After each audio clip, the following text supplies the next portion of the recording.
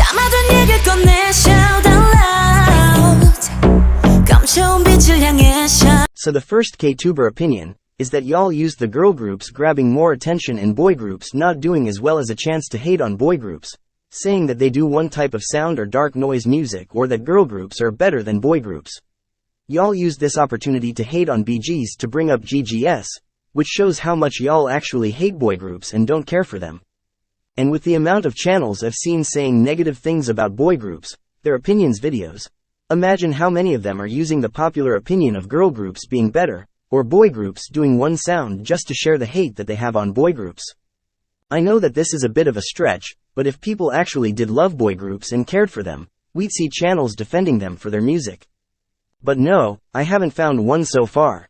I myself am a GG lover and I know girl groups more better than boy groups. I do listen to boy groups, but I'm familiar with girl groups more, yet I still to this day defend boy groups. And yes, I do see the noise aspect of BGS, but I also see the other amazing noiseless music that they release.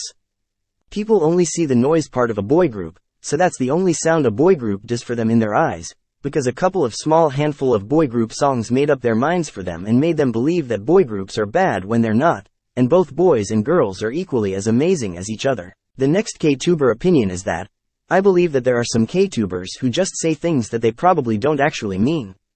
Like hating a song because most people hate it or liking a song because most people like it.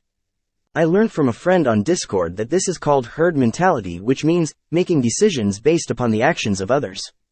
So like in K-tube for example, when a song releases, and there are a few K-tubers who have the same thoughts on the song, like maybe those few say that the song is good, but like how do we know if some of those K-tubers actually mean it or if some of them are just saying it because others are saying it too? Maybe the K-tuber doesn't like the song, but just follows others' opinions by saying that they like it when they don't. A lot of the things that I see people share on their channels makes me wonder the same thing. Like I wonder if people actually think the same as other people, meaning they use their own thinking, but also have the same thoughts as others too, so their opinions on something are similar to others because they thought of that thing in the same way, or having a completely different thought than others, or just following others' opinions, and not having their own thoughts at all.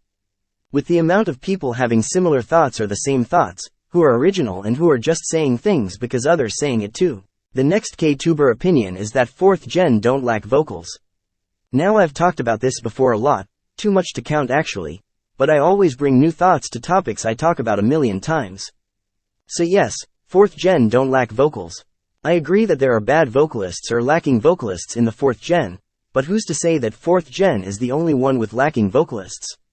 Other generations who focused more on vocals, I believe, probably had lacking vocals or bad vocals, but we just never noticed it because of the amount of talent we saw.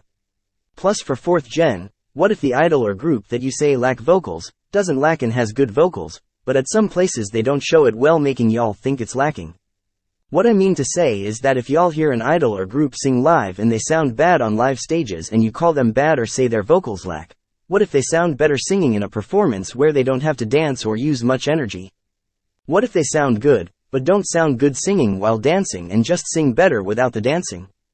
IDK if I'm explaining this well, but 4th generation doesn't lack vocals in my opinion.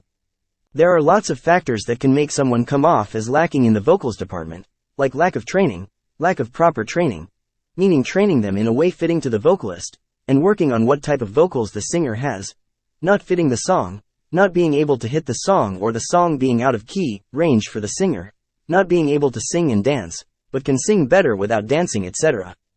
There are bad vocalists and I can agree on that, but the 4th generation has so many bigger company, mid-tier company and smaller company groups with idols debuting left and right, and so you cannot say that 4th generation lack vocals, when there's too many groups and idols debuting in the groups, or new members being added if an idol leaves, to say that the whole generation lack vocals when that's physically impossible. The next unpopular K-tuber opinion is that, if you're gonna make a playlist video on a certain subgenre, I think it's called, like, for example, when you make future house K-pop songs or pop rock K-pop songs or something like those, playlist videos, do proper research because it's harder to know the songs specifically in subgenres if you're not informed on what they are.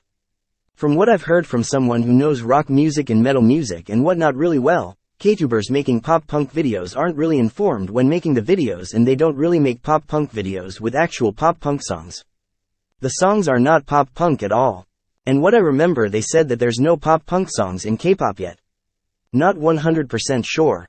To be on the safe side, stick to making rock K-pop songs or EDM K-pop songs, which are general names, and you can add all sorts of EDM, rock songs without having to know specifically what type of rock, EDM they are, instead of going deep into subgenres within that genre when you don't know it properly. Stop making these videos when it was a mistake. So the last KTuber opinion is that y'all never do research and spread misinformation. Yes, I've already talked about this a million times, but I have new thoughts. K-pop stans constantly promote the half-truths and lies on their channels, only because they be looking at 5 to 6 groups out of the possible close to 5,000 groups or maybe more being there in K-pop since the start of the first generation. Just an estimation. IDK, how many are actually there?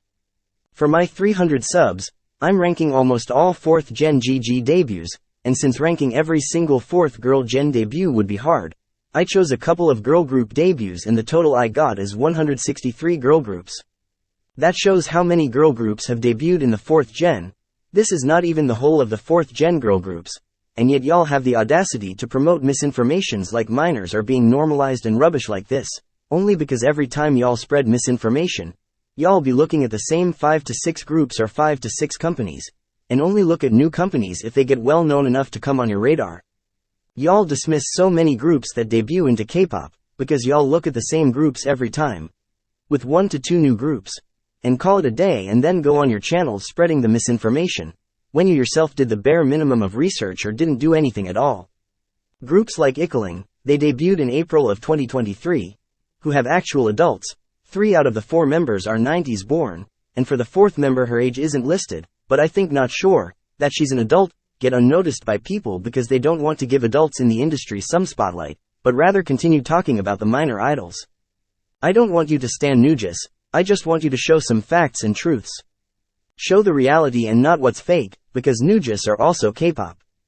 They're not separate from popular or bigger better budgeted groups. They do the same thing as K-pop groups, and don't come from entirely different world. The only thing separating most Nugis and popular, bigger budgeted groups are the budgets the groups have and nothing else. K-pop groups do have adults in them, and if you opened your fucking eyes, you'd notice it and will start to realize that minors are less in K-pop currently and adults are more. 아무 걱정하지 마.